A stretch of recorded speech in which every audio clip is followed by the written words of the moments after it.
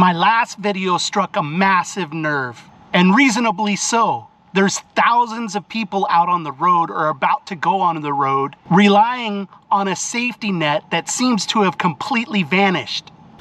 Oh, the day I break these chains, I'm bound for the life of the simple thing. And then we have people like this trying to be funny. Just start a small business of your own. People picking up dog poop make more money than this. Who makes $300 picking up dog poop?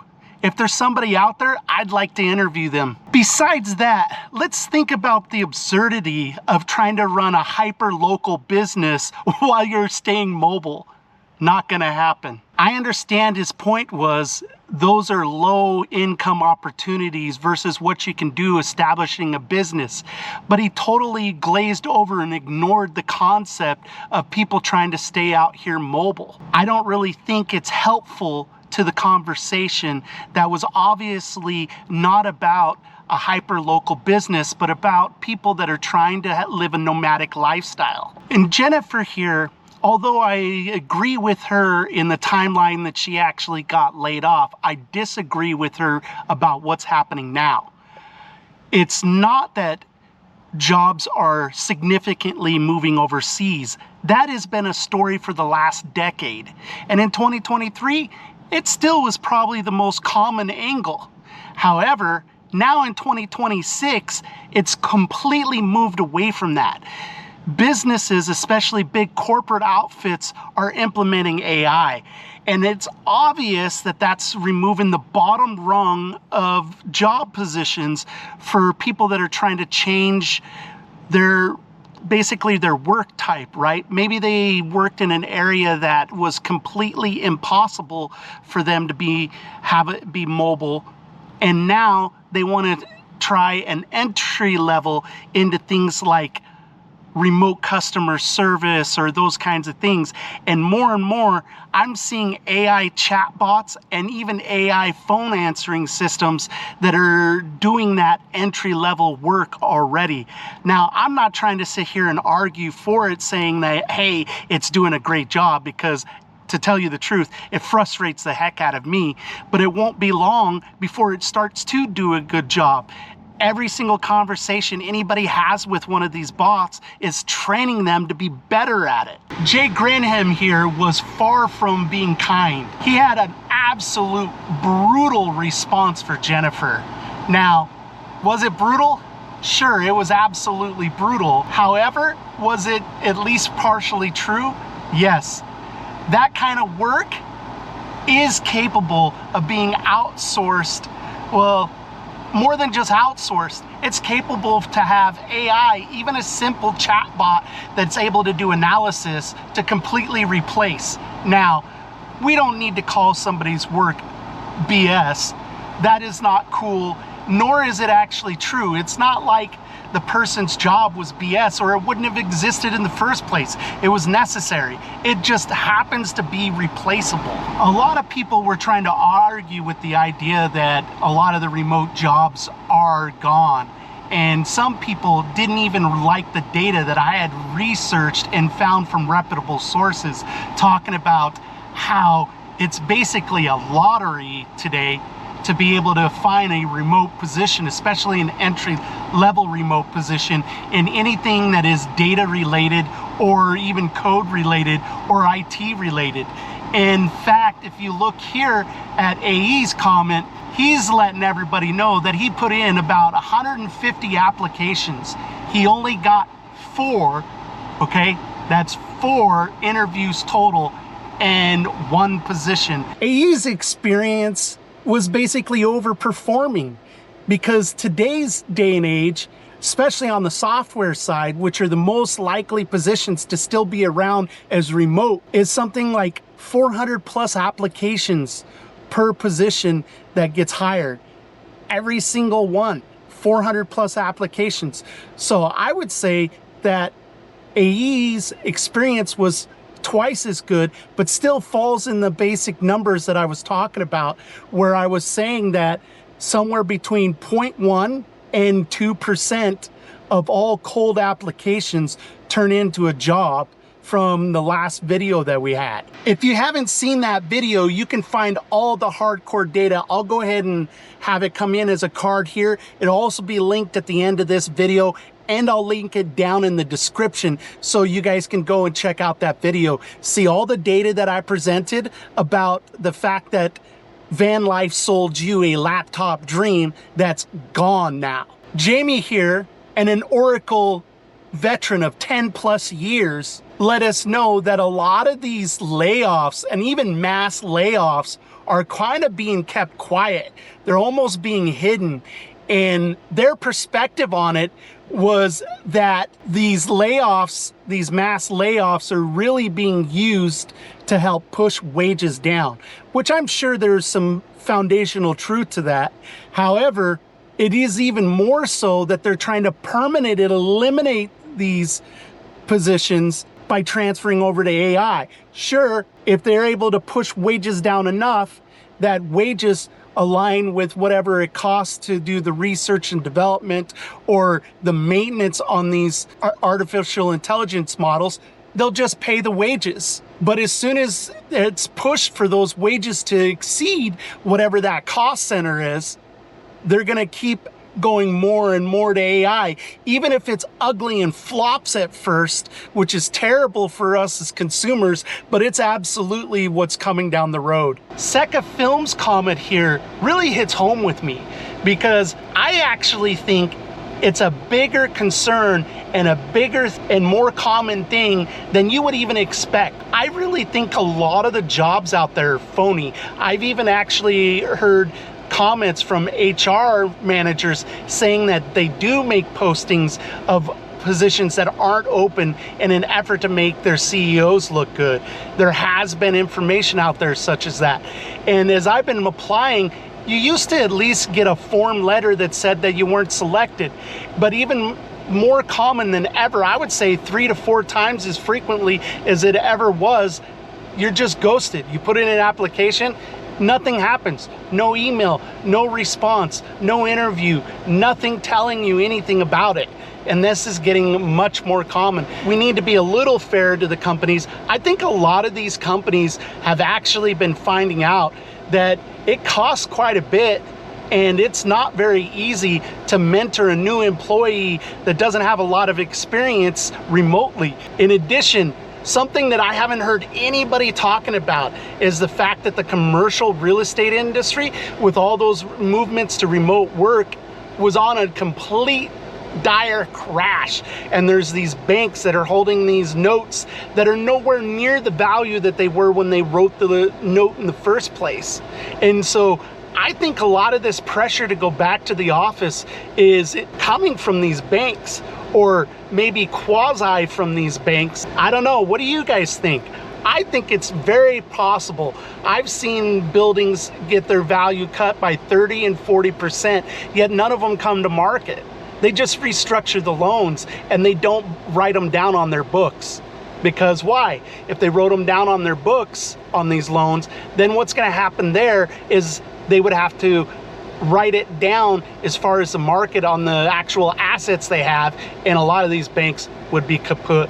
And as you look here with Jimmy Wright's comment, you used to have a lot of these day labor opportunities that had tons of work out there that was perfect for nomads that are moving from place to place. In fact, I used to do a lot of it, especially once I became a tier 1 associate with People Ready. At that point, I really took advantage of it, and between that and some of my contract work, very short contract work that I was on, it really did a great job keeping me mobile. You know, a lot of people that don't have a vehicle, even have a vehicle, used to do that and they could get a ride to work. Well, if that's now gone, which I'm seeing, it's not gone, but it's gone to the apps, and you can't just show up and wait your way into a role.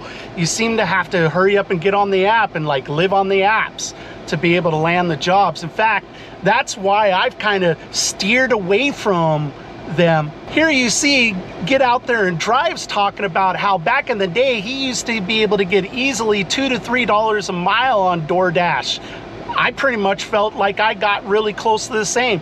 It was probably closer to $2, $1.50 to $2 a mile back when I did DoorDash when I was nomadic before, and that worked out really great for me.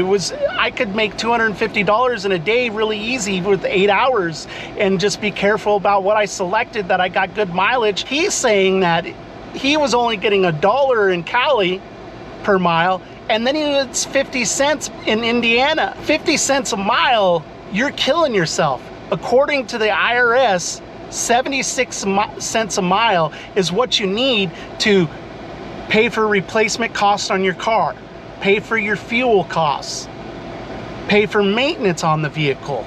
76 cents a mile. So you're actually giving money to the corporation if you're doing these gig apps under that 76 cents a mile standpoint. And even at 76 cents a mile, you're pretty much donating your time and the risk of being out there in your vehicle.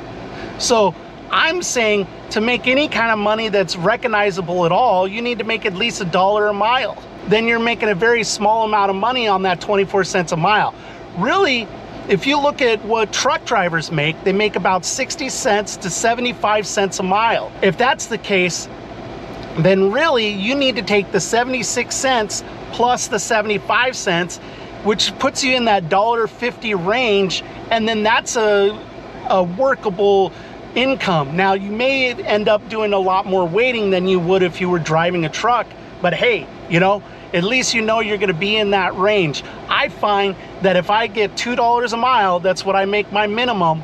That $2 a mile is going to pay for my car, and it's going to let me make almost twice whatever the minimum wage is in the area. Duke of Prunes 2 makes a really good point that a lot of these corporations, they're not doing this to create jobs and opportunities for the working class. They're doing it because it costs less than having that mobile fleet of their own, right?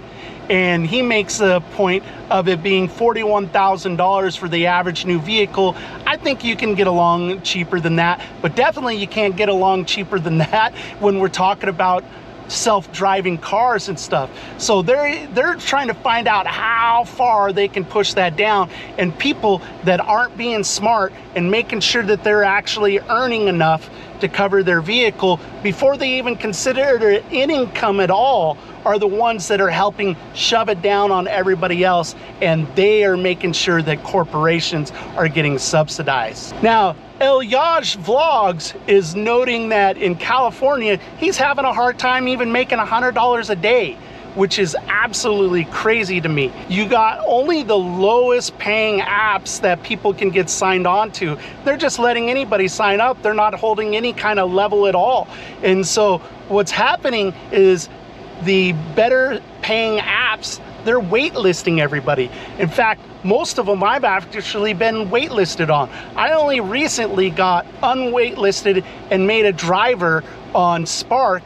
And I think the best thing to do is to keep checking back and looking, and pick right around holidays where a lot of people are feeling busy, and so they're more likely to do the ordering on the apps and stuff, and so they'll have a higher demand, and in planning for the higher demand, they bring some drivers on. I think that's the truest, easiest way. Also, it's turning out places that are more rural are where you're more likely to be able to get on the app anyways. Now, Miss Priya Lal actually asked me more of a personal question, and if we read her comment here, does chasing gig money give you more stress than holding down a stable 100K plus government job?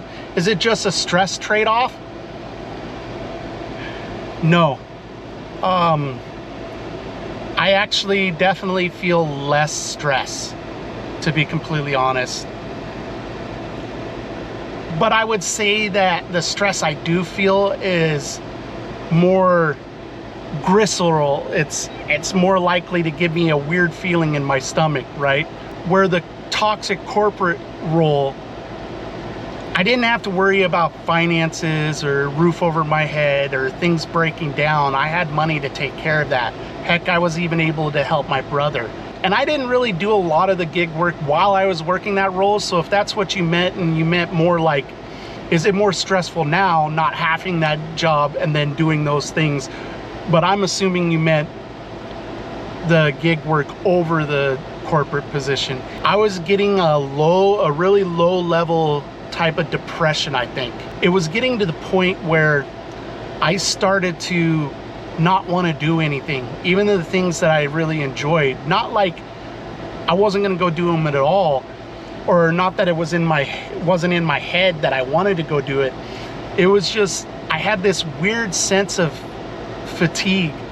And so I was sleeping a great deal of my days off, and I kind of just wanted to be away from the public, even though normally I really like interacting with people. Like, that's part of the reason why my sign off talks about getting out there and connecting with people. I think that it's really important that we do that, because even just in the sayings that we use, we always talk about people suck, individuals, so-and-so is a really good person, you like them, but people suck, right? Or drivers suck. Anytime we're talking about each other as a group, as a conglomerate, we have it in a negative light, and we're very downgrading to it, right? And the only times that we see it in a positive light is when we're connecting on that individual level. And so I think that it's extremely important that we do that, so that we realize how decent our fellow man could be. Now, we always got to be careful for that, say 2 to 5%, I think, that are out there that make it rotten for everybody else. And I think there's only about 2 to 5% of the people anywhere that are bad eggs. I don't think it's the majority of people, but I think that those bad eggs taint other people against one another. And so it becomes really important for us to go find each other and find those good people, or even look at all the folks from Europe that have recently come to the States during the World Cup. They had this idea that the United States was unsafe, that we weren't very friendly, and these kinds of things. And then they came here and they experienced people, and they were like, they're the most friendly and caring people around the world. They're way more friendly and caring than those in Europe. And I think that that's probably very true. I really think that folks in the United States are charitable, kind on average, friendly.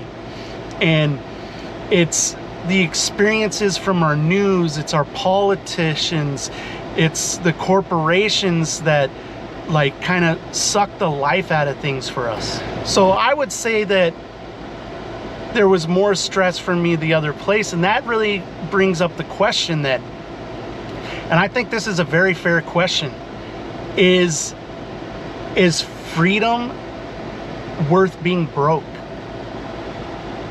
And so a lot of these gig apps, it's lower income. Even if you're really good at it and you get on all of them, you know, I'm seeing you're going to be maxed out $30, $35 an hour. And that's getting tougher and tougher to make it on. Get out there, connect with people, live your big story, and make sure you do something every single day to reduce world suck. Peace.